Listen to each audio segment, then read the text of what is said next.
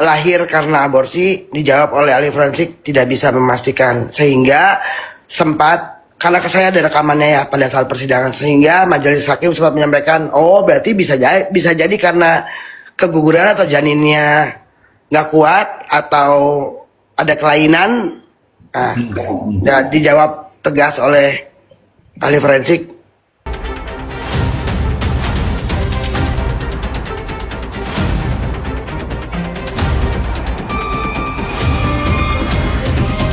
Itu kau ya, silakan. Oke. Tadi prestasi yang Pak Fadel Bajide itu seorang tiktokers, dancer yang masih pada saat itu berusia 20 tahun, punya beberapa prestasi, antara lain juara di National Winner Dance Competition Agnes Mo se-Jakarta 2012. Kemudian 15 besar di Indonesia Mencari Bakat se-Jakarta. Juara Harapan 1 D1 Ajang Pencarian Bakat We Dance bersama WeChat 2014. Dia juga rupanya dari kecil sudah ikut kompetisi Star Kids Aksa Mandiri Dance Competition. Juara 1 Show You Can Dance, juara Harapan 1, quarter final Indonesia Got Talent 2023. Kalau untuk internasionalnya Best Dancer 2023 di Malaysia, Asia All Star Influencer 2023. Internasionalnya lagi adalah Best Individual Dance di Malaysia 2024. Kemudian yang terakhir online competition Dance World Battle Final Online Battle di Prancis 2024. Nah, dalam perjalanan ketika Fadel dilaporkan, itu dia juga sudah tanda tangan kontrak untuk ikut perlombaan di 3 negara yang sampai hari ini akhirnya harus dikubur sejenak, mengingat sedang menjalani hukuman. Itu sekilas prestasi yang dimiliki oleh Fadel. 3 minggu setelah ditetapkan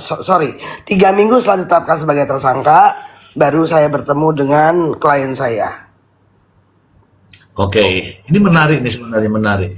Kak Oya bukan tiba-tiba ya, 2 minggu sebelum P21, Kak Oya ditunjuk atau mendampingi lah. Ini apa? Pro bono?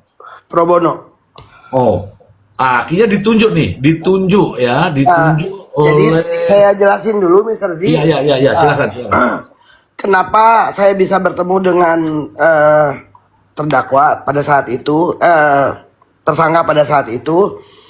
Jadi saya sempat mengikuti berita ini, beberapa kali saya lihat, saya merasa kasihan karena anak ini seperti tidak diperhatikan hak hukumnya, tapi sibuk berseteru antara pelapor dengan PH.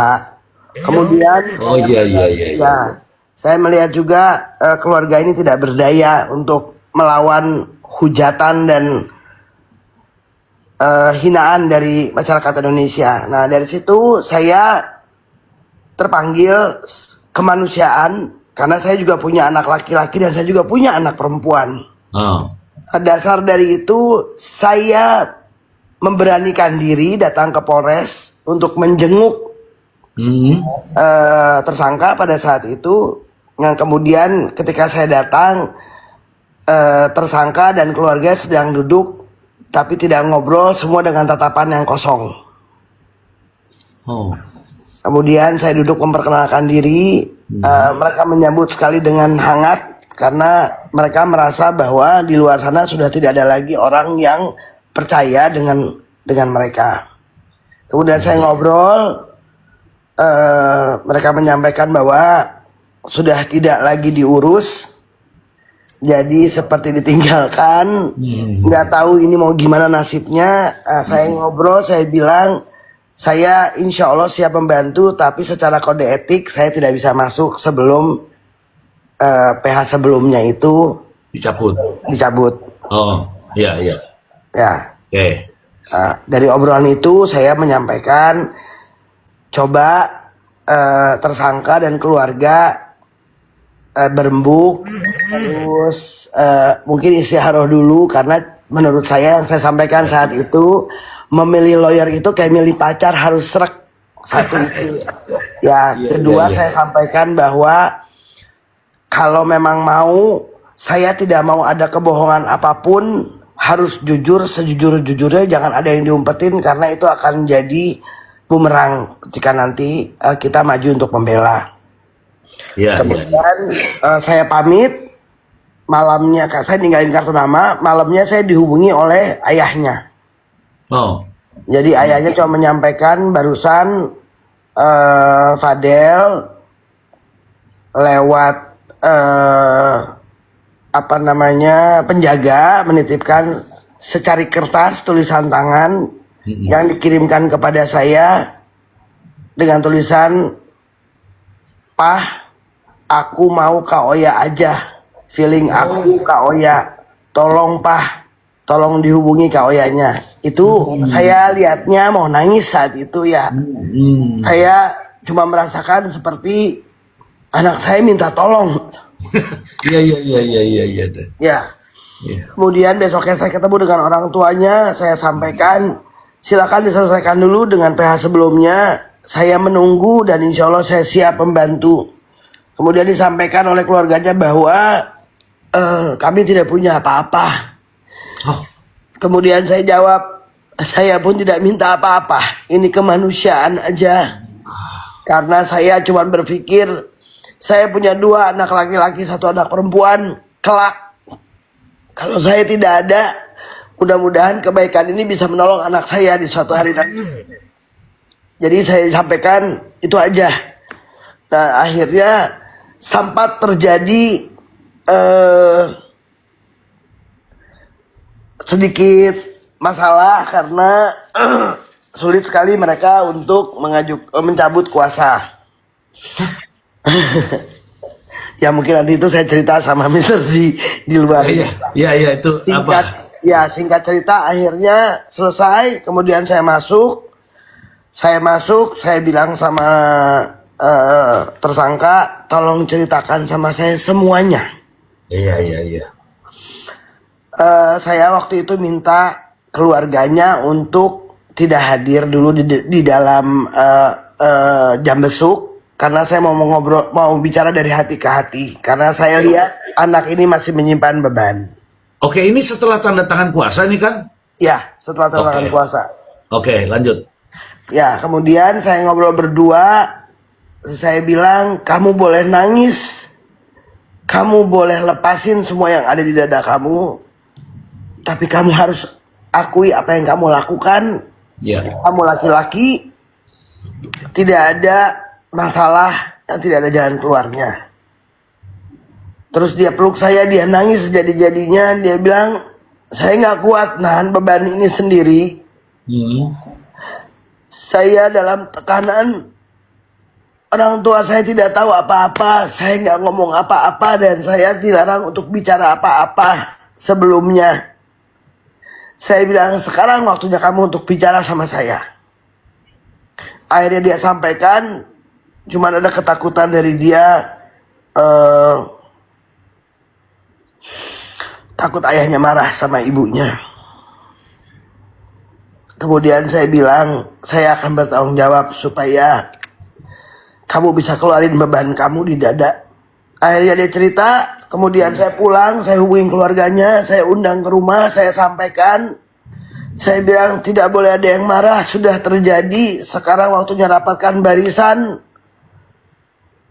Mau jelek mau baik, dia anak, ternyata tidak selamanya niat baik dapat diterima dengan baik. Tapi ya sudah, kita hadapi sama-sama. Akhirnya besoknya kembali lagi ke sana. Kemudian dengan besar hati ayahnya dan ibunya dan kakak-kakaknya menerima semua pengakuannya. dan memeluk mereka, memeluk tersangka. Jadi saya ada di situ saat mereka berpelukan. Nah, kemudian saya sampaikan kepada tersangka untuk sampaikan di BAP tambahan apa yang belum kamu sampaikan. Oh, Akui apa yang belum pernah kamu akui. oh, Saya bilang tidak ada kata terlambat. Lebih baik kamu hina di hadapan Tuhan, tapi Tuhan buka pintu maaf dan ampunan untuk pendosa. Dan Tuhan lebih mencintai tobatnya seorang pendosa.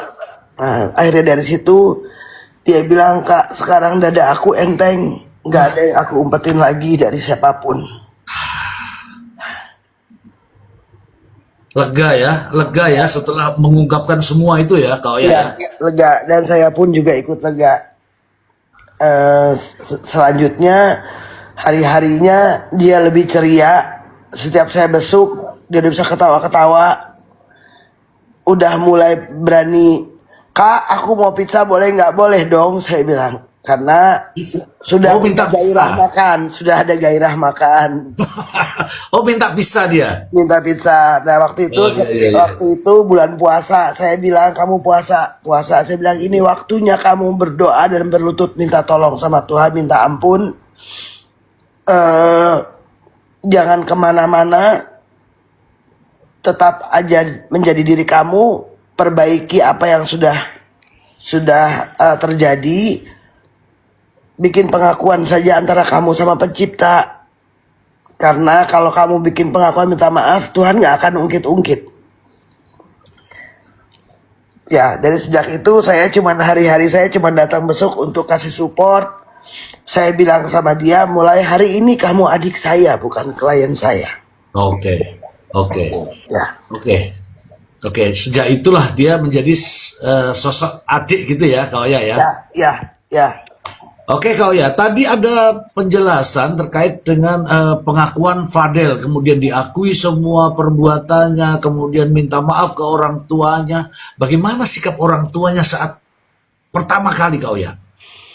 Waktu pertama kali, waktu saya sampaikan, marah besar. Ayahnya cuman bilang, "Iya, ya namanya orang tua kecewa." Ayahnya sempat marah besar. Itu yang dikhawatirkan oleh tersangka, bahwa dia akan dipukulin oleh ayahnya karena keras.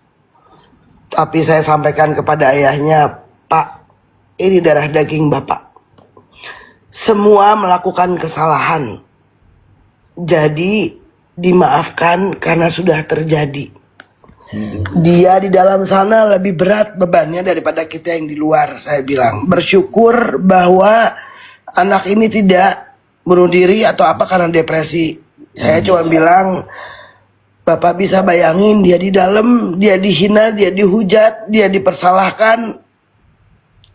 Terus kalau ditinggalin sama orang tuanya, apa jadinya anak ini?"